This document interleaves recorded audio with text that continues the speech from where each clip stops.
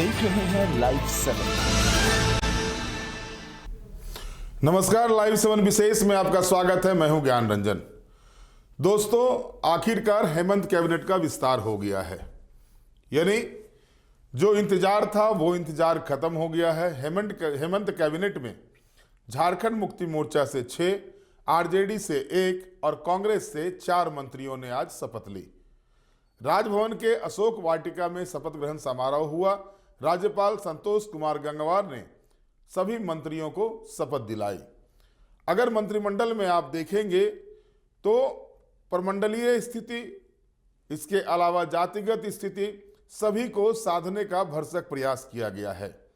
पूरे तौर पर अगर आप देखें तो कोल्हान प्रमंडल से 2 मंत्री, उत्तरी छोटा नागपुर प्रमंडल से 2 मंत्री, दक्षिणी छोटा नागपुर प्रमंडल से 2 मंत्री, पलामू प्रमंडल से 1 मंत्री और अगर आप संथाल प्रमंडल से देखेंगे तो 4 मंत्री वहां से बनाए गए हैं। तो ये स्थिति है। और मुख्यमंत्री को लेकर देखेंगे तो 5 हो जाते हैं संथाल परगना प्रमंडल से, यानी सबसे ज्यादा संथाल परगना प्रमंडल में मंत्री बने हैं। और वजह भी इसका साफ है कि पिछले बार की तुलना में 3 सीटों की बढ़ोतरी इंडिया गठबंधन को संथाल परगना प्रमंडल में हुई है और उसका स्थिति भी है और समीकरण भी है, उसी हिसाब से बनाए गए हैं। सवाल ये उठ रहा है कि आखिरकार अगरी जाति का एक भी प्रतिनिधित्व क्यों नहीं हुआ। जो स्थिति बनी हुई है दोस्तों, अगर आप देखेंगे अगरी जाति से जितने भी विधायक जीत करके आए हुए हैं उसमें से देखेंगे आप तो इस बार भाजपा से ज्यादा इंडिया गठबंधन में अगरी जाति से विधायक जीत कर आए हुए हैं। और इसके बावजूद एक भी अगरी जाति के विधायक को मंत्रिमंडल में जगह नहीं मिली है, जो पहली मर्तबा हुआ है। 2019 में मिथिलेश ठाकुर थे, लेकिन 2024 के मंत्रिमंडल में एक भी अगरी जाति के विधायक नहीं है। कहा जा रहा है कि दीपिका पांडे सिंह को अगरी जाति से भी जोड़ा जा रहा है, लेकिन यहां पर यह सवाल उठता है कि दीपिका पांडे सिंह को अगर मायके के हिसाब से जोड़ा जाएगा तो वो अगरी जाति की हैं, और अगर उनके ससुराल के हिसाब से जोड़ा जाएगा तो वो पिछड़ी जाति में आती हैं। ये स्थिति है और इसको लेकर के चर्चा हो रही है। लेकिन दोस्तों, इधर हेमंत कैबिनेट का विस्तार हो रहा था और उधर कांग्रेस पार्टी में तकरार शुरू हो गया है। कई विधायक शपथ ग्रहण समारोह में शामिल नहीं हुए। यह चर्चा हो रहा है क्या कांग्रेस में सब कुछ ठीक नहीं है। आपको याद होगा दोस्तों कि कल 11:30 बजे रात के बाद कांग्रेस पार्टी का लिस्ट तय हुआ है, लिस्ट तैयार हुआ है मंत्रियों का। दिल्ली से आने के बाद जो नाम थे उसमें भी कुछ फेरबदल हुए। बाद में बात की जाती है, मुख्यमंत्री बात करते हैं कांग्रेस आला कमान से, आरजेडी के आला कमान से, और तब जाकर के ये लिस्ट फाइनल होता है जो आज मंत्रियों ने जिन्होंने शपथ ली। अब इसमें अगर आप देखेंगे तो दीपक बिरुआ हो या रामदास सोरेन हो, इन्होंने अपनी परीक्षा 100 अंकों के साथ पास की है। कोल्हान प्रमंडल में चंपाई सोरेन के भाजपा में जाने के बाद ये चर्चा थी कि क्या चंपाई के जाने से कोल्हान में झारखंड मुक्ति मोर्चा को चुनाव में ज्यादा झटका, बड़ा झटका लगने वाला है, लेकिन ऐसा कुछ नहीं हुआ। चंपाई बम फुस हो गया। 1 सीट लेकर के वो ट्राइबल की 1 सीट भाजपा की बची रह गई। इसका जरूरी था कि इसके बाद जो है सो उसके एवज में उनको सम्मान मिलना चाहिए और हेमंत सोरेन ने उनको सम्मान दिया। वहीं अगर आप दक्षिणी छोटा नागपुर प्रमंडल में देखेंगे तो एक भी ट्राइबल की सीट जो है भारतीय जनता पार्टी नहीं जीत पाई, जबकि इस प्रमंडल के बारे में कहा जाता है कि यहां संघ भी एक्टिव है। बावजूद इसके कुछ भी नहीं भाजपा कर पाई। बड़े बड़े दिग्गजों को मैदान में उतारा था, चाहे वो 3 बार के सांसद केंद्रीय मंत्री रहे सुदर्शन भगत हो या फिर समीर उरांव हो जो राज्यसभा के सांसद भी रहे थे। कोई फायदा नहीं हुआ, कुछ परिवर्तन नहीं हुआ। सारी की सारी सीटें जो है वो चली गई इंडिया गठबंधन के खाते में। अलबत्ता ये भी हुआ खूंटी और तोरपा की जो सीट जीती हुई थी वो भी भारतीय जनता पार्टी के हाथ से निकल गई। अब इस प्रमंडल से देखा जाए तो चमरा लिंडा को बनाया गया, 4थी मर्तबा वो विधायक चुने गए हैं और उन्होंने अपने वर्चस्व, बिशनपुर में अपने वर्चस्व को कायम रखा है और दिखाया भी है। वो कर निकले, उनको मंत्री बनाया गया है।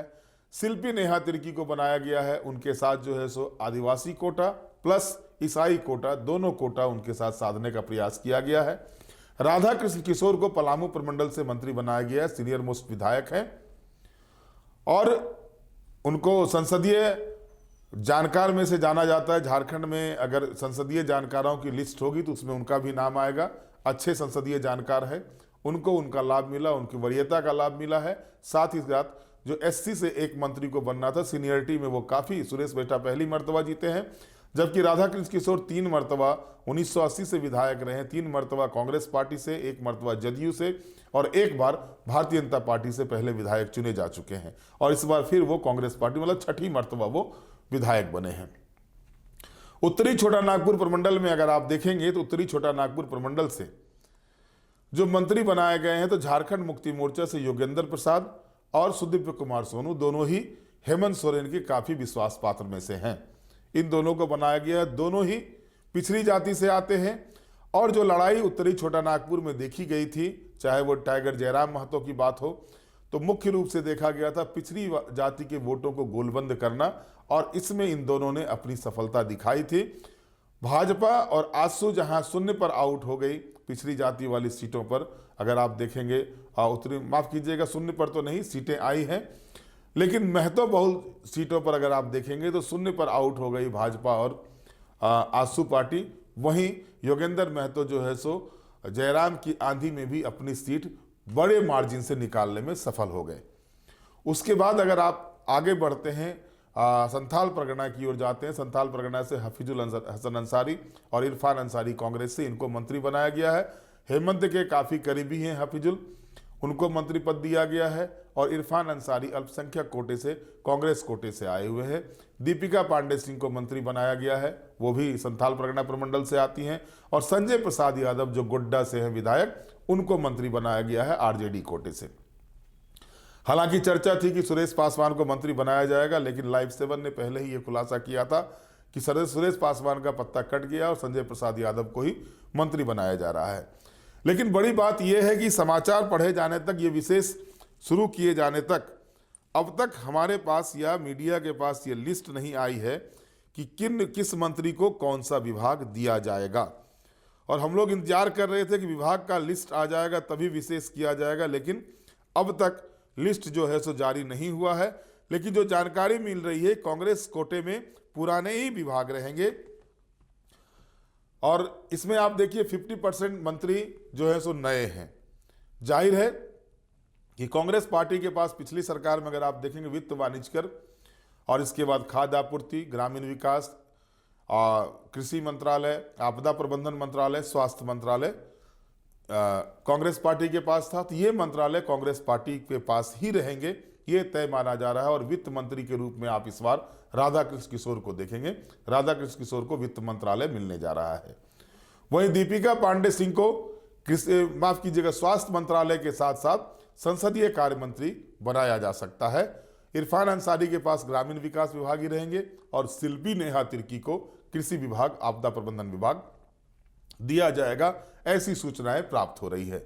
राजद कोटे से संजय प्रसाद यादव जीत के आए हैं। पिछली सरकार में राजद कोटे में श्रम प्रशिक्षण एवं नियोजन विभाग था, इस बार भी वो विभाग रहेगा। साथ ही साथ जो जानकारी आ रही है कि नगर विकास और उद्योग विभाग उनके साथ जोड़ा जा सकता है और इस पर बातें चल रही है और शायद यही वजह है कि थोड़ा विलंब हो रहा है कैबिनेट मंत्रियों की सूची, विभागों की सूची जारी होने में।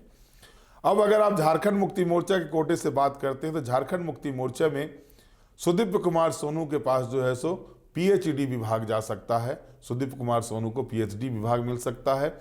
इसके बाद शिक्षा विभाग जो है वो, शिक्षा और आबकारी विभाग जो है वो जोगेंद्र प्रसाद के पास जा सकता है। अल्पसंख्यक विभाग हफीजुल अंसारी के पास, खेलकूद युवा कार्य भी उन्हीं के पास रहेगा।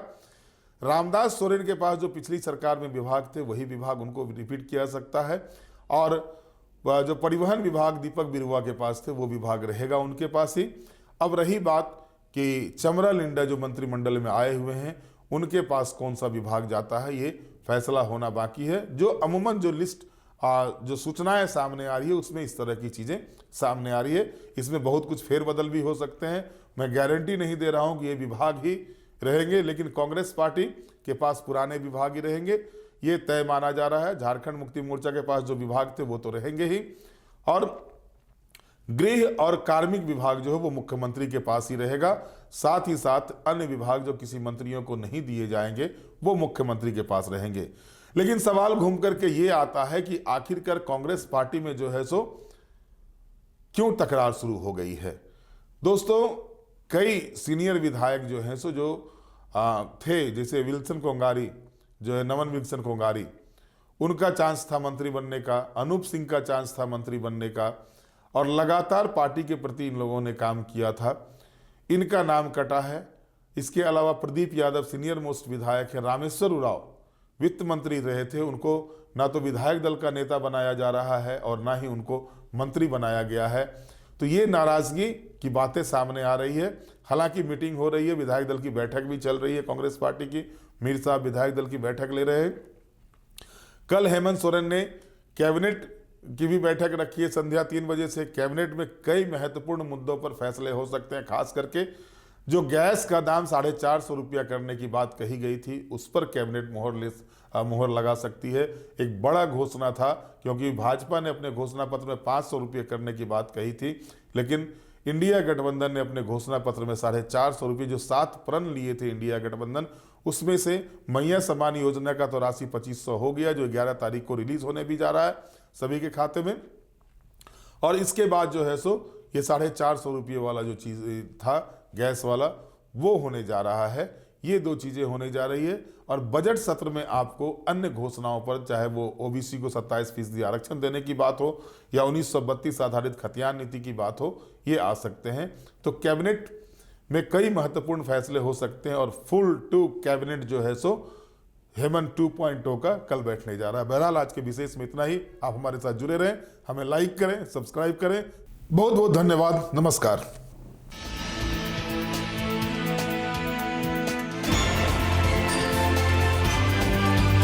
आप देख रहे हैं लाइव 7।